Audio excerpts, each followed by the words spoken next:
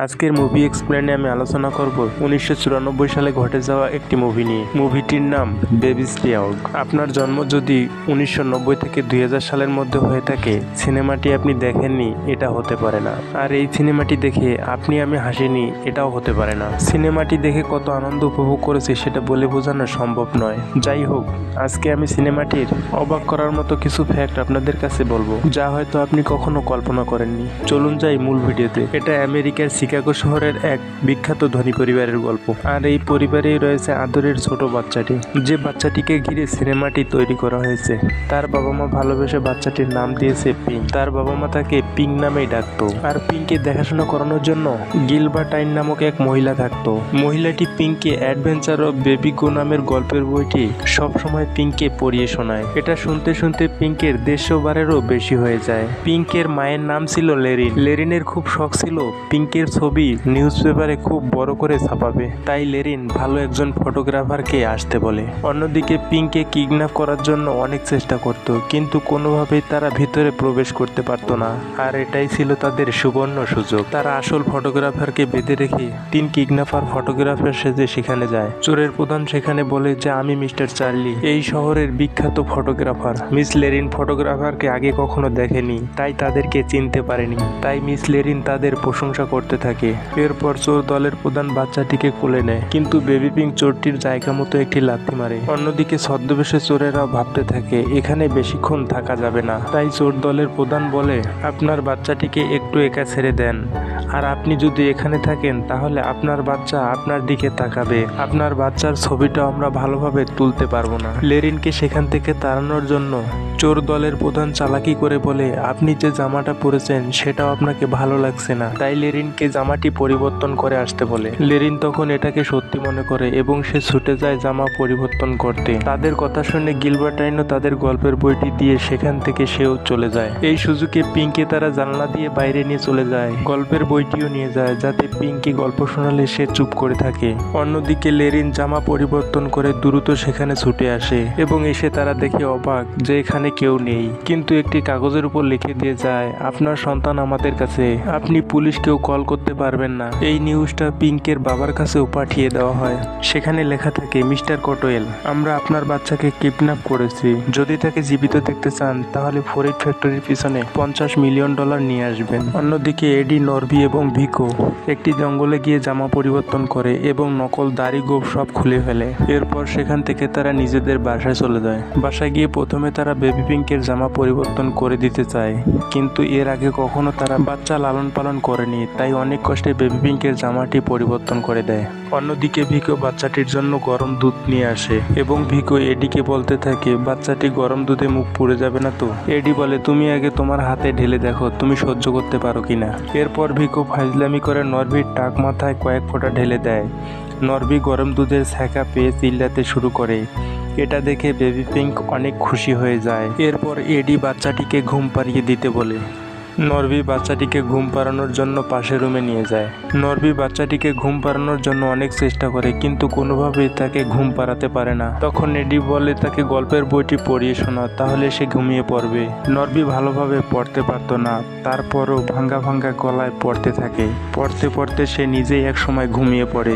অন্যদিকে লেরিনের বাসায় পুলিশে খবর দেওয়া হয়। পুলিশের সাথে কিছু গোয়েন্দা আসে এবং তারা এসে তল্লাশি শুরু করে দেয়। অন্যদিকে পিঙ্ক তার বইটি খুলে দেখতে থাকে এবং বাইরে সে 2টি কবুতর দেখতে পায়। কবুতর 2টি তার বইয়ের সাথে মিলে যায়, তাই পিঙ্ক কবুতর 2টিকে ধরার জন্য এগিয়ে যায়। নরভি ঘুমিয়ে থাকে, তাই পিঙ্ক বেরিয়ে আসাতে সে বুঝতে পারে না। পিঙ্ক কবুতর 2টিকে ধরার জন্য সিঁড়ি বেয়ে উপরে উঠতেই থাকে। এডি এবং ভিকো নিচে গল্প করতে থাকে এবং উপর থেকে পিঙ্কের লালা এসে নিচে পড়ে এবং উপরে তাকিয়ে দেখে পিঙ্ক ছাদের উপরে চলে গেছে।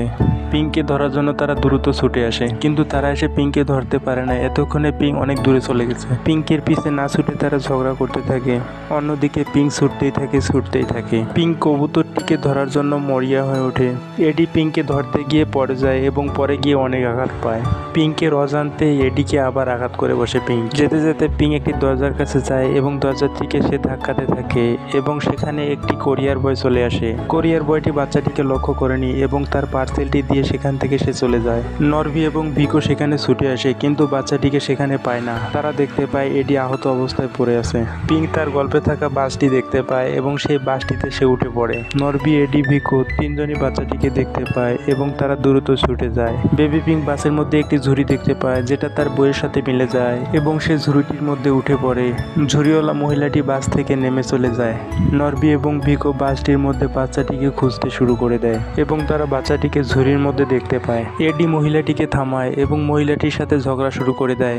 মহিলাটিও না বুঝে এডিকে মারধর শুরু করে দেয়। মহিলাটি এডিকে মারতে মারতে বাচ্চাটি অন্যদিকে ঝুড়ি থেকে বাহির হয়ে যায়। বেবি পিঙ্ক হামাগুড়ি দিতে দিতে একটি শপিং মলে চলে যায়। এখানে যারা শপিং করতে আসতো তাদের বাচ্চাদের রাখার জন্য আলাদা একটি বেবি কেয়ার ইউনিট থাকতো, সেখানে বাচ্চারা খেলাধুলা করত। মহিলাটি বাচ্চাটিকে দেখে মনে করেছে সে বেবি কেয়ার ইউনিট থেকে বেরিয়ে এসেছে, তাই তাকে সেখানে আবারও নিয়ে যায়। তাই তাকে বেবি কেয়ার ইউনিটে আবারও রেখে আসে। কিন্তু বেবি পিঙ্ক সেখানে আস্তে আস্তে হামাগুড়ি দিয়ে সেখান থেকেও বেরিয়ে চলে আসে এবং একটি মহিলার পিছনে সে গেটের বাইরে আসে। শপিং মলের সাথে একটি লাইভ নিউজ চলছিল। হঠাৎ পিঙ্ক লাইভ ক্যামেরায় চলে আসে, কিন্তু লেরিন এটা দেখতে পায় না। হঠাৎ এডি এটা দেখতে পায় এবং সেখানে দ্রুত ছুটে যায়। হামাগুড়ি দিতে দিতে পিঙ্ক একটি জিপ গাড়ি দেখতে পায় যেটা তার বইয়ের সাথে মিলে যায়। পিঙ্ক তখন হামাগুড়ি দিয়ে জিপ গাড়িটিতে উঠে পড়ে। এডি এটা দেখতে পেয়ে যায় এবং পিঙ্ককে ধরার জন্য সে ছুটে যায়। জিপ থেকে নেমে পিঙ্ক আবারও হামাগুড়ি দিতে শুরু করে। এরপর পিঙ্ক রাস্তার পাশে একটি প্রতীক দেখতে পায় যেটা তার বইয়ের সাথে মিলে যায় এবং সে রাস্তার মাঝখান দিয়ে যেতে শুরু করে। সেখানে বড় বড় গাড়িগুলো পিঙ্কের মাথার উপর দিয়ে যায়, কিন্তু পিঙ্কের কিছুই হয় না। এটা দেখে এডি এবং ভিকো চিৎকার করতে শুরু করে দেয়। সেখান থেকে পিঙ্ক একটি চিড়িয়াখানায় ঢুকে পড়ে এবং সে গরিলার খাঁচার ভিতরে ঢুকে পড়ে এবং গরিলা বাচ্চাটিকে খুব ভালোবেসে ফেলে। এডি, ভিকো এবং নরবি তিনজনে চিন্তা করতে থাকে এখন আমরা কিভাবে বাচ্চাটিকে সেখান থেকে বের করব। ভিকো বাচ্চাটির জুতো ধরে টানতে থাকে। পিঙ্ক গরিলাটি থেকে আসতে চায় না, তাই পিঙ্ক গরিলাটিকে ডাকতে থাকে। গরিলাটি রেগে গিয়ে ভিকোর হাতে থাবা দেয়। ভিকো অনেক ব্যথা পায়। এরপর নরবি নাটি দিয়ে বাচ্চাটিকে আনার চেষ্টা করে। এরপর যখন গরিলাটি ঘুমিয়ে পড়ে তখন বাচ্চাটাকে আনার অনেক চেষ্টা করে, কিন্তু কোনোভাবেই এডিও বাচ্চাটাকে আনতে পারে না। এর মধ্যে গরিলাটি জেগে যায় এবং এডিকে ধরে ফেলে এবং ছুঁড়ে মারে এডিকে এবং বাচ্চাটি সেখান থেকে বেরিয়ে যায়, কিন্তু বাচ্চাটিকে গরিলা কিছুই বলে না। ওখান থেকে বেরিয়ে যেয়ে বাচ্চাটি হামাগুড়ি দিয়ে একটি পার্কের ভিতরে ঢুকে পড়ে। একটি মহিলা বাচ্চাটিকে একা দেখতে পায়। পাশে একটি মহিলা থাকায় মনে করেছে মহিলাটির বাচ্চা, তাই সে কিছু না বলে সেখান থেকে চলে যায়। বাচ্চাটিকে তারা হন্যে হয়ে খুঁজতে খুঁজতে অবশেষে তারা একটি পাইপের ভিতরে বাচ্চাটিকে খুঁজে পায়। পুলিশও বাচ্চাটিকে খুঁজতে খুঁজতে সেখানে চলে আসে এবং তাদেরকে দেখে পুলিশ তাদের দিকে এগিয়ে আসে। পুলিশ তাদের কাছে এসে তাদেরকে জিজ্ঞাসা করতে থাকে, তোমরা কি একটি বাচ্চাকে দেখেছো? তারা বলে, না, আমরা কোনো বাচ্চাকে দেখিনি। পুলিশগুলো তাদেরকে অনেকক্ষণ যাবত জিজ্ঞাসা করতে থাকে। পুলিশগুলো সেখান থেকে চলে যায় এবং পিঙ্ক এডির পকেটে একটি লাইটার পায় এবং লাইটার দিয়ে সে আগুন জ্বালিয়ে দেয়। পিঙ্ককে এমন জায়গায় আগুন লাগিয়ে দেয় যে তার বংশের বাতি জ্বালানোর কাজ বন্ধ হয়ে যায়। তার বন্ধুরা সাথে সাথে সেখান থেকে আগুন নিভিয়ে ফেলে। এরপর পিঙ্ক সেখান থেকে আবারও পালিয়ে যায়। সেখান থেকে পালিয়ে পিঙ্ক একটি কনস্ট্রাকশন সাইটে চলে আসে। এডি এবং তার বন্ধুরা মিলে সেখানেও চলে আসে। সেখান থেকেও পিঙ্ককে অত সহজে তারা ধরতে পারে না। যখনই তাকে ধরতে যায় তখনই ব্যর্থ হয়, তাই এডি রেগে যায় এবং তাকে বলে, এবার তোকে আমি ধরেই ছাড়বো, তুই এবার আমার থেকে বাঁচতে পারবি না। এডি পিঙ্ককে ধরতে গিয়ে আবারও আঘাত পায়, এবারও সে ব্যর্থ হয়। এটা দেখে পিঙ্ক হাসতে থাকে। এভাবে যখনই পিঙ্ককে এডি ধরতে যায় তখনই এডির নাজেহাল অবস্থা হয়ে যায়। এডি কোনোভাবেই পিঙ্ককে ধরতে পারে না। এরপর গোয়েন্দা পুলিশ লেরিনের বাসায় চলে আসে এবং কোথায় কোথায় পিঙ্ককে দেখা গেছে সেটা বলতে থাকে। গোয়েন্দা পুলিশ জানায়, প্রথমে একটি বাচ্চাকে বাসে দেখা যায়, তারপর একটি চিড়িয়াখানায় দেখা যায় এবং তারপর একটি পার্কে দেখা যায়। এটা শুনে গিলবার্টন বলে ওঠে, লাস্ট কি তাকে একটি কনস্ট্রাকশন সাইটে দেখা যায়? গোয়েন্দা পুলিশ জানায়, হ্যাঁ।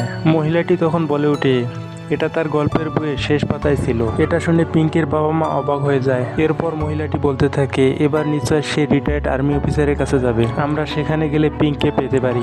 এরপর সবাই সেখানে যায় এবং পিঙ্ককে সেখানে খুঁজে পায়। পিঙ্ককে পেয়ে তার বাবা মা অনেক খুশি হয়ে যায়। এদিকে এডি ভাবতে থাকে পিঙ্ক বোধহয় বইটি নিতে আসবে। এটা ভেবে সে জানলার দিকে তাকায় এবং দেখে পুলিশ তাকে ঘিরে ফেলেছে। এভাবে বেবি পিঙ্ক তাদেরকে পুলিশের হাতে তুলে দেয়। এভাবে মুভিটি এখানে সমাপ্ত হয়। পুরো গল্পটি শোনার জন্য অসংখ্য ধন্যবাদ। অনেক লম্বা একটি মুভি অল্প সময়ের মধ্যে প্রেজেন্ট করলাম। আপনি যদি এই ধরনের গল্প শুনতে পছন্দ করেন তাহলে চ্যানেলটি সাবস্ক্রাইব করে পাশেই থাকুন এবং পাশেই থাকা বেল আইকনটি অন করুন, যাতে পরবর্তীতে ভিডিও ছাড়ার সাথে সাথে আপনার কাছে পৌঁছে যায়।